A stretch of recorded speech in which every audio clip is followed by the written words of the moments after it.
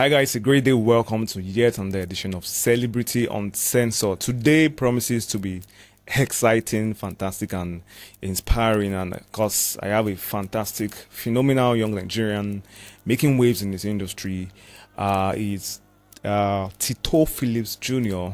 He happens to be the founder of entrepreneurial.com and the CEO of Madphilips Development Company. Welcome to the show.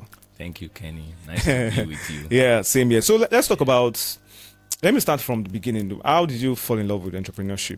Basically, I've always wanted to, do something around entrepreneurship. Okay, so I was 10 years old, sitting in my class, and our teacher asked those favorite questions. What do you want to be when you grow up? 10. I said businessman.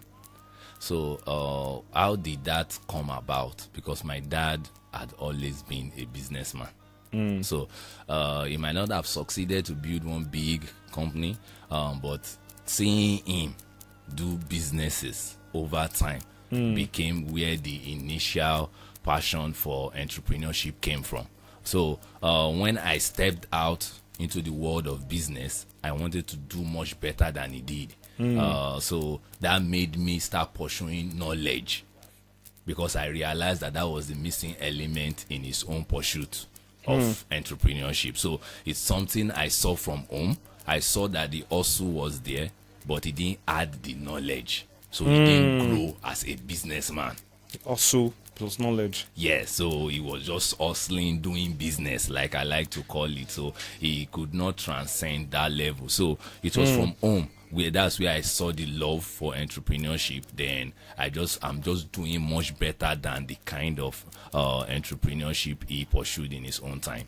So what have you been doing differently, or what do you think you do differently that makes you different from what he did? From what he did, yeah. So basically, he was a one-man show. Yeah. So his passion was fashion. So rather than build a fashion empire, what he does was, he would make dresses that a fashion or a tailor created, and he would try to sell it also himself. So he was the model of his own business. So the dresses he wears are what he goes out to model. So he didn't build any system around the business. He didn't build a team around the business. He didn't build a brand around the business. There was no specific name that the business was called.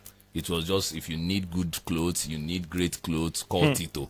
So there was no brand, there was no business name, there was no business card, there's no label on those clothes. So he just found himself hustling after one to the next one, after one to the next one, rather than creating a system and doing all of the other things that a regular business requires to be able to be competitive in the market. So he did that for several years, and he couldn't really become successful. As I grew up and we started interacting, and he saw what I was doing with my business, he now started realizing some of the things that he did wrong. So he had the concept. All he just needed to do was to get a tailor. So that's a team. So the next thing he needed to do was to call it something. So there's My Atafo, that's a brand. So give it a name. So when you give it a name, create a business card, create a logo, put those logo on your labels. So if Kehinde wears the clothes and somebody sees it on Kehinde, you can say, it was done by so and just flash the logo. By Tito Philips. Yes, by Tito Philips, and just flash the logo. That's referral business. As opposed to say, okay, I me make it myself, because they can't call you on anything, and there's no specific place that they can reach you. So those were the few things I saw, and I told myself that knowledge is what makes a business successful. You can have the passion, you can have the talent, you can have the gift, but without knowledge, you can just be doing business and you are not really building business. So there's a big difference between the doing and building. Yeah, so let me take it from there. The doing and the being. So I read a book years back, Image Entrepreneur. Yes, Michael Gaba. Yeah, that was one of the books that changed my perspective about business. And so, the guy said something like, some people work on their business, and they don't. Some people work in the business. Exactly. So doing business is you working inside the business. You are an employee of the business, even though you are the owner. Can you shed light on that? Yeah, so like I just gave you an example. So for example now, a doctor, for instance, is the owner of an hospital. So the doctor is working in his hospital. There is a limit to the number of hours that doctor can work. So if the doctor really wants to scale his hospital business, he should begin to assemble a team of other doctors. That is him now working on the business. So it's not just his own hours that are being billed.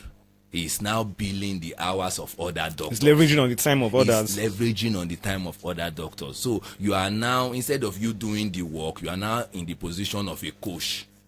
You are now coaching the team of doctors to do the work of healing people. So you are never going to be out of time, and your hospital will never be out of doctors. Your hospital will even be out of time too, It will because you are selling, those doctors are selling their time in exchange for value. So that's fantastic. The difference between working in the business and working on the business. The real job of the entrepreneur is to build a system that the business operates on. That's the working on. So part of your system is your people.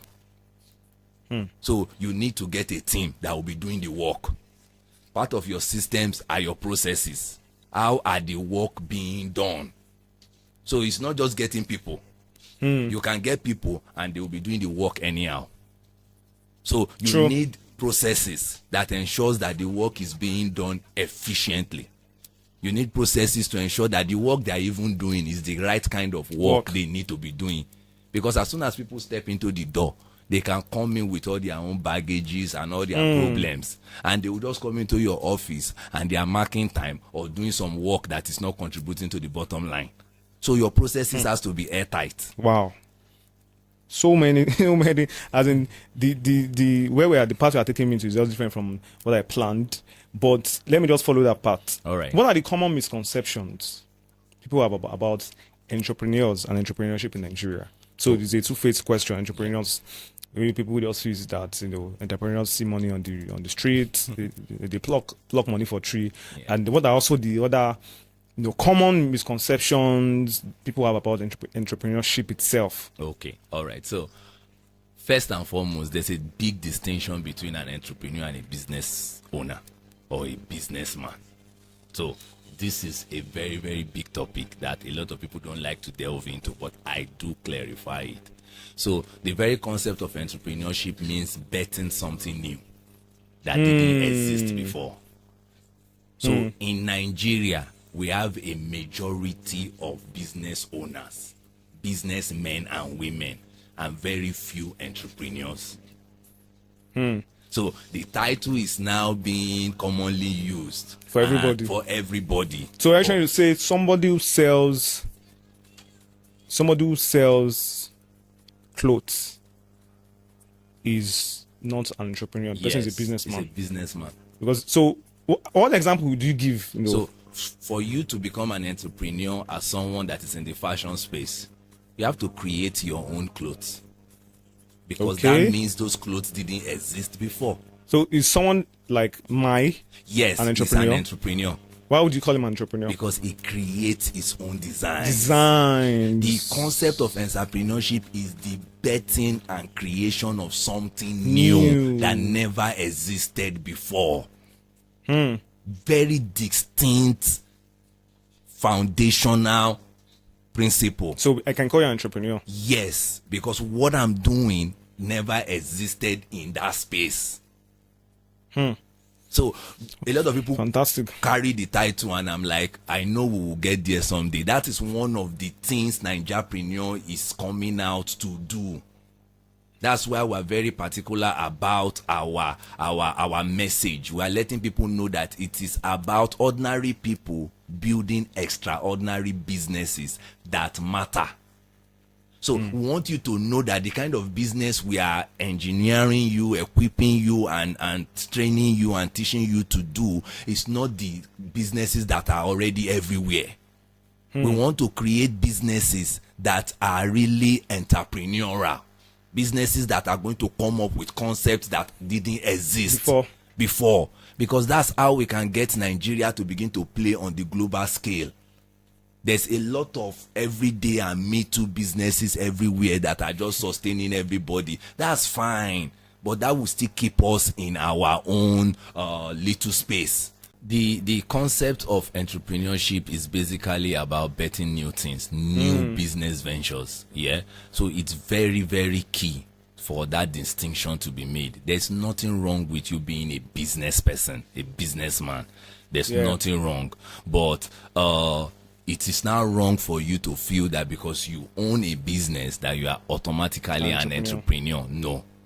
The very root meaning of the word is creation of something new. So if I'm a barber now, and another person comes to open a barbering salon, for example, that person just replicated another business.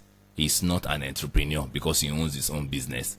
The only thing that will make him entrepreneurial is if he comes up with a new kind of barbering methodology. You know, or there's a kind of service he's now offering in his own barbering shop that is different from what every other person is offering. Yeah. So that begins to make him an entrepreneur. So that is very, very key. Okay, let me backtrack a bit.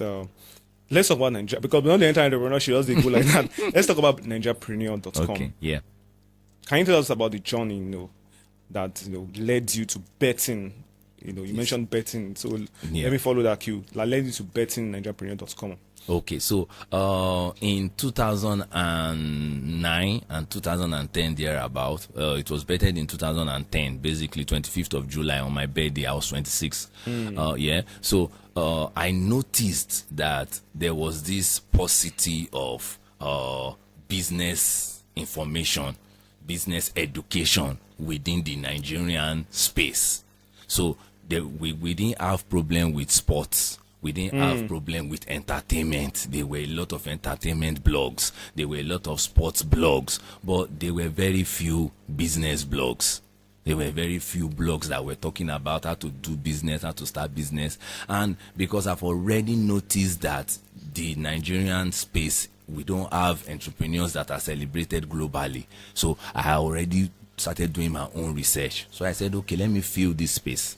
Okay, that I'm going to be talking about core entrepreneurship and how that can help Nigerians to begin to create businesses that will outlive them. So that was where the whole passion started from. So I started writing on a weekly basis. At least I will write once a week. So the goal was to begin to let people know that this same thing I spoke about earlier, that there are distinctions. And if you're not clearly informed about that distinction, you can get so busy just doing business, and we would not have that kind of economic impact as we see happening in the rest of the world. We will just have people that are doing businesses to put food on their table. So the very key distinction that comes from an entrepreneur is that his reason for going to business is not to food his family. So are you trying to say money making is not... That's not the goal. The objective. The objective of entrepreneurship is a creation of change in lifestyle, change in the environment, change in the world. It's impact driven. They want to create something that will alter the way human beings live their life, and it is usually positive.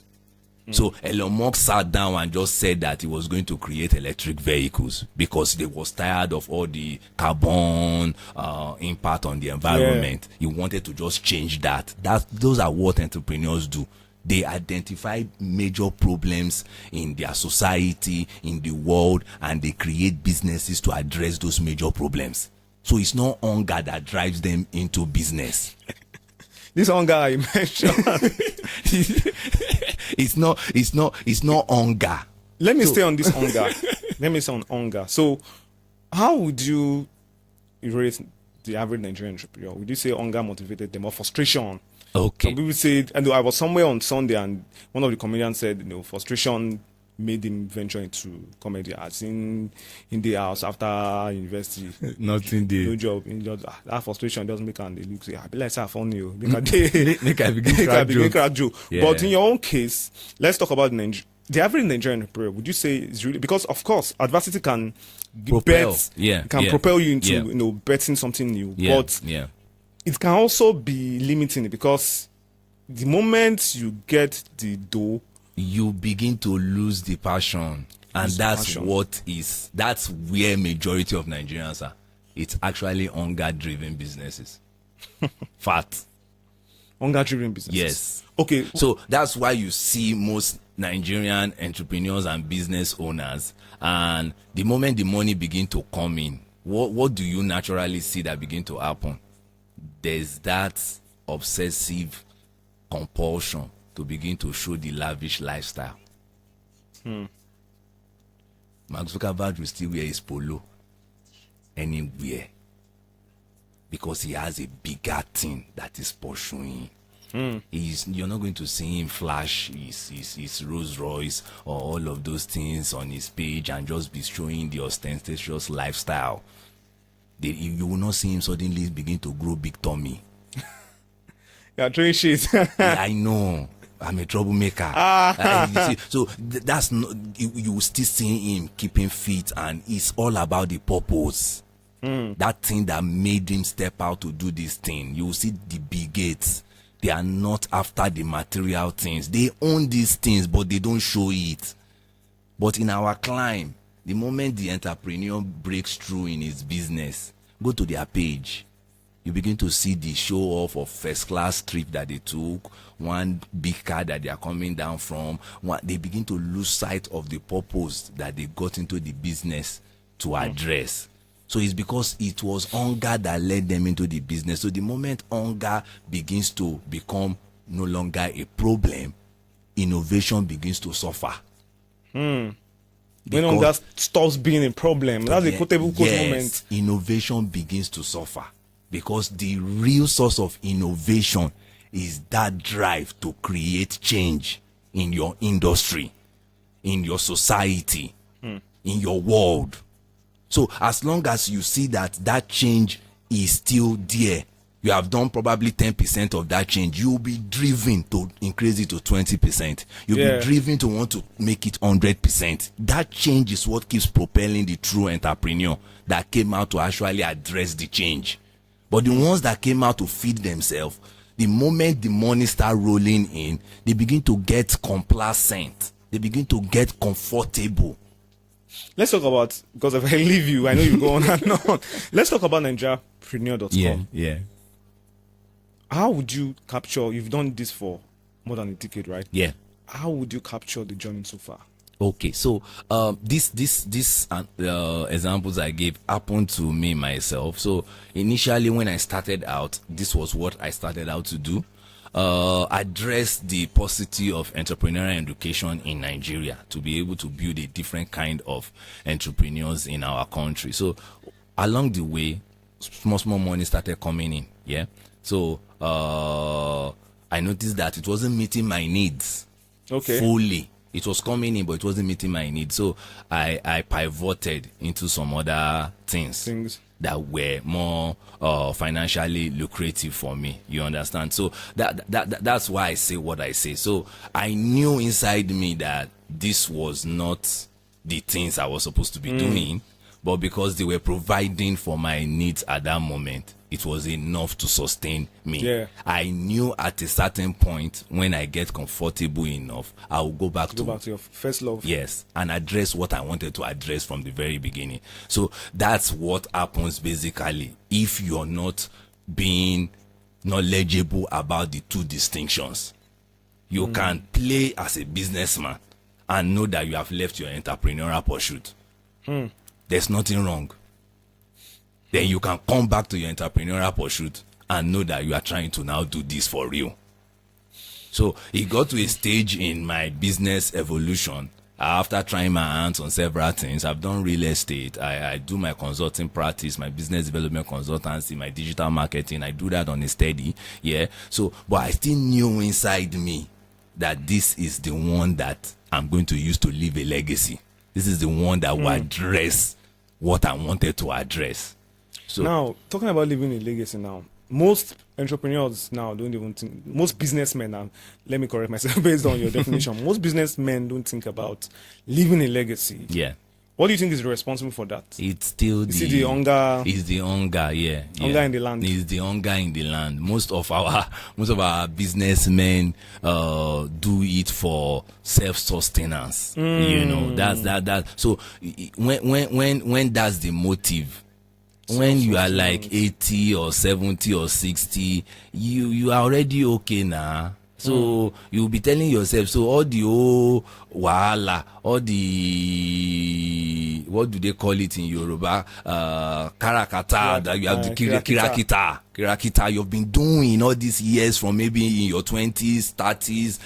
When you begin to get to 60, you'll be like, I'm sure paramini.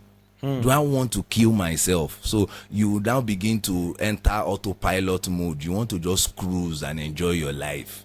You want to reap the reward of all your hard work on the business. Yeah. So that's what happens. So there's no legacy in mind, because originally you opened up a business to just put food on the table.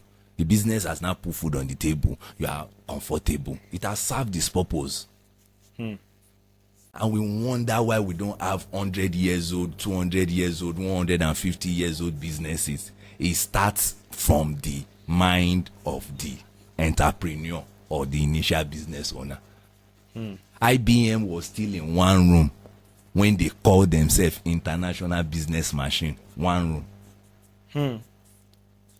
You don't begin to think global when you are 10 years. You begin to think global from day one. What would you say about, before we go on a short break, what would you say about now in Nigeria? Because we live in a country where Nigerians are, make a look camera now, Nigerians are very emotional.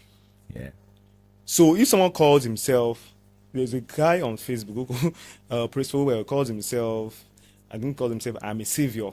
Okay. So there was a time while he was sharing the story behind calling himself I'm a savior. He said a church, someone that wanted to give maybe a speaking gig to come and talk in his church or do family life coaching in their church. The person declined. He said, how would you call yourself a savior? Are you Jesus? Are you Jesus? That is even the spirit of religion at play. Like, call yourself a savior. Now, you are sharing the story of IBM. They were in a one room, and they started calling themselves International Business Machine. In their small states. Yes. If you even try it in Nigeria, and people go, they laugh, you say, you don't decrease. You don't decrease. Yeah. So let me ask you one final question before we go on a short break. What is the importance of naming in business? Like, I'm not saying naming in the context of Tito Philips Consulting, like what you call yourself, how you see yourself, perception, the kind of perception or self-awareness you have about yourself. Okay. Because you can't outgrow that level of self-perception. Okay. So the name gives the business its meaning. Where Shaker, no day here. The name gives the business its meaning. The name gives the business its purpose. Facebook. A place where you share picture. That was the purpose. Facebook. Why are you sharing picture? To connect. Twitter. A place where birds, you know how birds just where news and information spread. Yeah. The name gives your business meaning. You have to be very deliberate about the name. Because that's where the purpose of your business is derived. So every time you repeat the name, the purpose is being re-echoed in the mind of you, the entrepreneur. It is passed on to the staff. It is passed on to the customers. The name of my consulting business is Madphilips. The first thing every single client I've come in contact with for the past 16 years, the first thing they ask me is, what is mad? And I say it is making a difference. You can't come in contact with our company and your life, your project, or your business will remain the same. Afterwards, it is 100% impossible. There will be a shift. From our name, you would already be sensing that. It's Madphilips. We are here to make a difference in your life, in your business, in the project, whatever you engage us to do. Hold that thought. We go on a short break. When we come back from the break, Madphilips will continue in this mad conversation. Stay with us.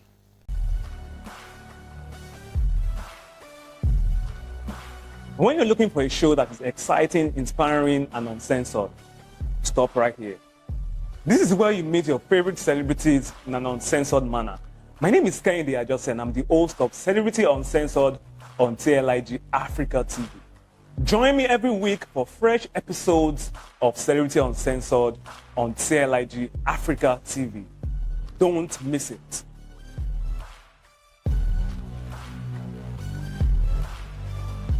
Hi guys, welcome back from the break. We still have with us in the studio Tito Philips Junior, the founder of entrepreneurial.com. So while we were off here, you were talking about you sold a particular product called Bottom Power. Can you share a story behind that? All right. So I didn't sell a product called Bottom Power. I created a brand called Bottom Power.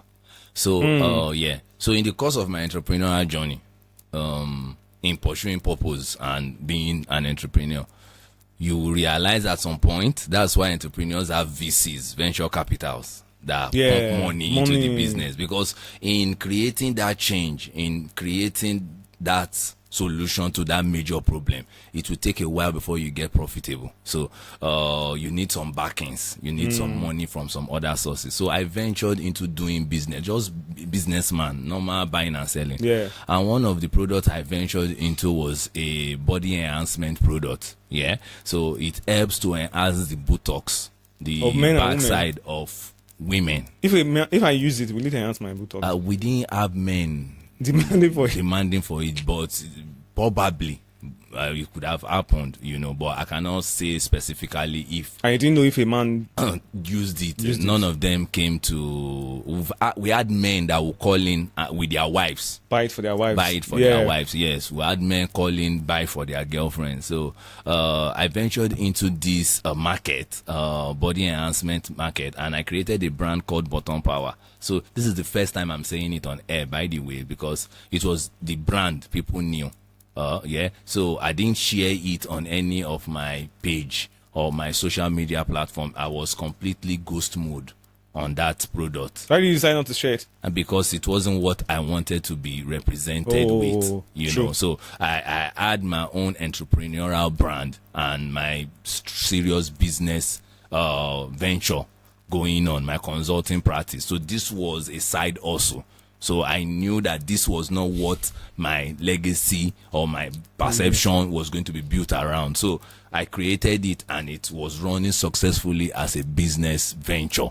You understand? So it was faceless, so you wouldn't know who was behind it. I had guys and delivery people that would go and deliver. The only thing that associated me with the brand was my phone number and the account they were paying into. Okay. All right. So those were the only things that associated me with the brand. Other than that, if you see the page, you wouldn't know who is behind it and all of that. We ran adverts for products that were helping women get bigger buttocks. Yeah. We had products that were helping women have firmer breasts. We had products that were helping women get flat tummy. So anything that was body enhancement, at a particular time, we even had products that helped the vagina get closer. So those were the kind of products that Bottom Power was selling. We created a website. We had about 20-something K followers on Facebook. Our Instagram page, we had like about 18K followers. Wow. We had a website that people were buying from outside the country. I had clients from France, from Australia, from India. People were paying international currencies in dollars to buy this product. So while doing it, still coming back to what I said earlier, I wasn't ignorant of the fact primary purpose. Yes, that this was not being an entrepreneur. I purely knew I was doing this as a businessman. This was sincerely for me to raise capital, raise money to support my entrepreneurial pursuit. So I did not lose faith or lose sight of those differences. So at a point in your journey, it would happen that you might have to branch off that path and go and also do some other things to raise money. But you should know and not confuse both. That I am branching off is because I want to go and hustle. But some people have been distracted in the course of branching off. And so that's why I still say, when hunger is the motive, the moment you are fed, that motivation has been lost. So something drove you to branch off. In my own case, it wasn't hunger. It was because I wanted to raise additional money to be supporting, to sustain Entrepreneur. to sustain Entrepreneur. So I knew that there was still something I wanted to do. Yeah. That's why I was able to keep it private. If it was purely hunger, I would be touting it and putting it out there and letting everybody know to make more money from it and try to build a career and everything around it. So when you get distracted, it's because the purpose that drove you into the business in the first place is not strong enough. Exactly. So your distraction can easily come. Okay, let's talk about sacrifices you've made for an entrepreneur. What would you describe as the greatest sacrifice you've ever made? Okay, I think bottom power will be the greatest sacrifice. Yes, absolutely. Like you left bottom power for you left venturing into bottom power for an entrepreneur. Yes. How long were you with bottom power? I did bottom power for like 3 years. Wow. Yeah. Facebook shut us down because they changed the policies of their advertising model. So you couldn't advertise body enhancement products. So we couldn't do adverts. When we couldn't do adverts, we couldn't rake in as much sales to sustain the business. So that was a very major pivot. So that's like a major sacrifice. Were you distracted? I wasn't. So how were you posting on Entrepreneur? So, a page is a page. Who posts behind it is only the admins that know. Yeah. So the public doesn't know. They just see the bottom power. So they don't know. So I post normally. I had about 3 guys that were working in Madphilips, and they were still also doing that on the side. Yeah. So they were also posting. So we designed the graphics, we post it there, and they manage customer orders and inquiries. So you can in the middle of the night you can make a sale. There was one single night around 1 a.m. I made a sale of 150K, and my wife was like, "My shop has closed. You just made money in the middle of the night." So people will be chatting you up like 247. What lesson did you learn from that phase, from that bottom power phase? Because bottom power success was largely based on marketing and also the problem was solving. Because if bottom power had come at the time when the demand for enhancement of products wasn't there, it wouldn't have worked. It wouldn't have worked. Because those days I used to read on Titi People, all these maybe in Coming magazine, I used to see such products. Yeah. But you can't compare that time to now. Where we say yash, and people won't get. So Robert Kiyosaki said something that struck me about business. He said, most times you don't create the trend. Your job as an entrepreneur is to first recognize the trend. Then you now try to ride the trend. Recognize the trend and not try to ride the trend. Yeah, so you create an opportunity or a business around the trend. That trend. Yeah, so the bottom power was a success because there's a trend of big buttocks that started by Kim Kardashian. So if you trace it back, it was keeping up with the Kardashians that started the movement from being slim to being thick. From being thick to having big buttocks.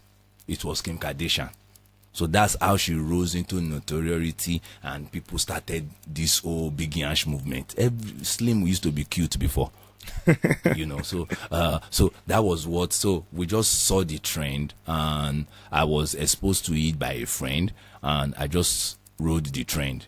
So that's one of the things I recognized. And the lesson I picked, that some trends are not created by the entrepreneurs, but when you recognize it, you can build a business around it. Yeah. So from the experience of bottom power, I created OgaLandlord. Okay, tell me about it. Yeah. So I realized that products can sell through social media. Yeah. So I sold Bottom Power successfully. I created a real estate brand to sell land using the same strategy. So OgaLandlord is a real estate company that sold lands. So what we did was to break down the cost of land into tiny bits that people could be paying for on a monthly basis. So I had already understood the advertising model of Facebook and Instagram. I've already understood how to create a product and put it out there for people to buy. So the takeaway for Bottom Power for me was the bet of OgaLandlord. I don't have a real estate experience, but the year I betted OgaLandlord, Business Day invited us to come and anchor an event with other real estate companies that were probably like 3 years, 5 years in the game. Fantastic. So, but talking about Entrepreneurial, so how did Entrepreneurial benefit from Bottom Power success? Now, Bottom Power give birth to OgaLandlord, but your primary constituency, how did it benefit from Bottom Power? So the pressure of looking on to Entrepreneurial to make more money other than what it was already making was shifted. So I wasn't pressured. I could still focus on writing my content on a weekly basis and building the platform. So because it was purely an entrepreneurial blog means that majority of the content will be coming from you as the writer. So it was my voice, it was me that was always talking. So the advert revenue that was coming from Entrepreneurial, which was majorly sponsored content and sponsored links, I didn't put any Google AdSense on Entrepreneurial at all. Why didn't you do that? I deliberately didn't want to litter the site with advert. I wanted people to focus on the content. So you won't see any ad on it. So it wasn't a magazine model. It was strictly a blog model. And the blog model was, I was the authority figure. If you read this blog, I want you to call me for speaking gigs. I want you to call me for trainings. I want you to call me for consulting. So those were the things that were the revenue streams for Entrepreneurial at that time. So the sponsored link and sponsored content were just by the side. So it's now that I relaunched and now make it into a full-blown magazine. Because I realized that there are some other things that we need to do that is not just only the informative side alone. So that's where you now see us break out into this our event coverage. Yes. So because I've seen that the ecosystem, the society has evolved into another level. So the direction needs to change. If we are going to achieve what we want to achieve, we have to catch them through another means. So that's why we evolved into a full-blown magazine now. Fantastic. So let's talk about what lessons have you learned? You've been doing this for more than 10 years. What lessons have you learned from Entrepreneurial, running it for this long? And how can somebody out there adopt those lessons and adapt it into their business? Okay, so the first lesson is consistency. People want to see your track record. Yeah, so you can't just pop out and you don't have any track record. So we are able to move this fast because we have immense track record. So the brand is not strange to a lot of people. A couple of people have seen it over the years, so consistency is key. That's one. Number two, you have to be very, very unique for you to be able to break into an already competitive space. Say that again. I like that point. Yeah, you have to be very, very unique for you to break into an already competitive space. Yeah. So we immediately recognize that what we were about to do, a lot of people were already doing it. Yeah. But the angle and the approach we were going to start with is what was going to tell us apart. So we saw that there's so much content around sports, entertainment, and the likes everywhere. The people didn't suffer for content in those areas. So we just picked business and corporate events, and we decided to leverage on those as what we're going to use to break into the market. And how has it been so far? Awesome. The reception has been very, very great. Awesome. People are beginning to realize that there's so much content within the entrepreneurial space that has not been put out there yet. Oh. Yeah. So For an average, like I was sharing with you behind the camera, that for an average entertainment show, let's say we are having an entertainment show, say for December, I want to bring Burna Boy, I want to bring those in the top 4 artists. They are already established platforms that now you won't pay them more, but you know the platforms you want to call. They are sport for choice. But when it comes to the entrepreneurship space in Nigeria, there's none. I think Nigerapreneur is like the only platform aside from the regular news platforms maybe Business Day, maybe Punch and all those other ones. But we had the Success Digest those days. Yeah, was playing in that space. But I don't know what happened. When digital came, Success Digest they couldn't pivot well. Yes. I think you can see it online, but they didn't. They didn't own the digital space at all. It was really because I used to be a fan of the Success Digest. I used to. Those days I would buy, there was a point when they moved from magazine to newspaper. Yes. I was always buying, always. I really don't know. Every week. Exactly. I don't know why they didn't pivot. So there are lots like that in the entertainment space, but not a lot in the business space, and that is what we are feeling with the whole of our chest. We are heavily going to feel that space. We are going to own it. Yeah, because there's what I say is my gospel is entrepreneurship. Yeah, so this is what I'm going to be breathing, speaking, and so we're going to own it. We're going to tell the story of entrepreneurship in ways people didn't know that it could be told. We're going to come up with content around entrepreneurship that will blow Nigerians' mind. So we're trying to create an entrepreneurial revolution. So, and we're using media as the vehicle to do so, because media is the fastest way to get to people's mind. So that's our goal. Great. So what will be your final words, as a round off for those who want to start a niche business? Not just media business, niche business, like someone who's in fashion, who wants to cater to, let's say, newlyweds, or somebody who is like a wedding MC. MC, they're different from wedding MC. Yeah. So some people, niche businesses, what will be your final words? Okay, so there's always a gap in the market. You just have to look hard enough. There is always a gap. You just have to look hard enough. So the concept of niching is to find whether the market is large enough but too small for the big people to come and play inside. What do you mean by that? Yeah, so niche is the market is large enough to sustain your business, but it's too small for the big boys to play in. Can you give an example? I'm going to give you an example. So ITV, if you remember the story of ITV, that's a pure niche market. So there was DSTV that was doing several other things. Yeah. ITV just came with focused on football, Premiership. Yes. So there was a market, but the market was too small for DSTV to begin to fight ITV for initially. Do you understand? So that's the concept of niching. So you have to find that market that can sustain you, but it's too small for the big people to play in. Yeah. So that's what it is. There is always a niche. There is always a market. It's not going to be obvious. Yeah. Look at what we are doing with Nigerapreneur. It's not obvious to everybody. It was only obvious to we that who had the keen eye to identify it. So that's what you need to look at. You need to look hard at your industry. Every other thing everyone is doing, write it out. I call them similarities.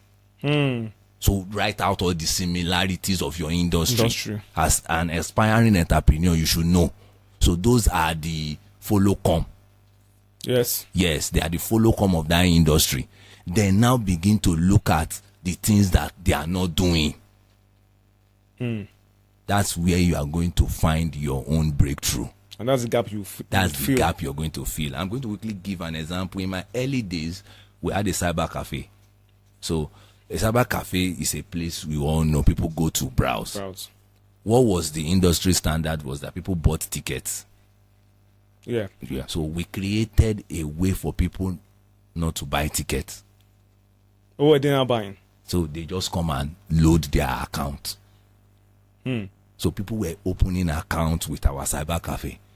So when you come, we ask you for your name and your email and phone number, and you have an account with us. So your time does not expire. Where do you send the time to? Through the system. You just go and Kehinde, username, your password, you just enter it. So you're not going about with a ticket. There was no paper. We created a membership platform for all our customers. So the only people that came in to buy time were people that were just coming for the first time. First timers. So it was like a church. So there was a membership. So you just go in, okay, what's your username? Madphilips. Okay, they just load you 2 hours and you go. You go and sit on your system. If you finish, you use 20 minutes, you stand up and you walk away. We were selling like crazy. Somebody now came and just wanted to copy that model in the same environment where we were, and he opened just far away, a little bit in the same complex. Our gen shut down one day, and our customers sat down and they were waiting, and his gen was on. Then they didn't go. Nobody went, and the guy, he stole our pricing model. He stole, but he could not steal the membership concept. So he now came to meet us later that why did they not come to my side? We just told him that is strategy. So we had logged in our customer because we sat down and looked at what every other cafe was doing, and were able to come up with something that wasn't being done. So there is always something that is not currently being done in your industry. That's why you are the entrepreneur. You can't come in and play like others. Your job is to come in and do it differently. Fantastic. So do you have how people can reach you? Absolutely. Entrepreneurial.com. That's the website. If you're searching for us to across any social media platform, it's entrepreneurial.com. So on Facebook, on Instagram, on TikTok, on YouTube, on LinkedIn, on X. All right, that's been show for today. We've had an amazing, I wouldn't call it an interview, I'll call it a masterclass, an amazing masterclass with Madphilips, Tito, Tito. Hope you've been able to gain one or two things, and I want to use this medium to tell you to stay mad, keep making a difference. Thank you for joining us on the show. We want to thank you too for coming, and we definitely have you over and over again. Thank you for coming. Absolutely. That's been the show for today. Thank you for watching. God bless you. Keep living your dreams.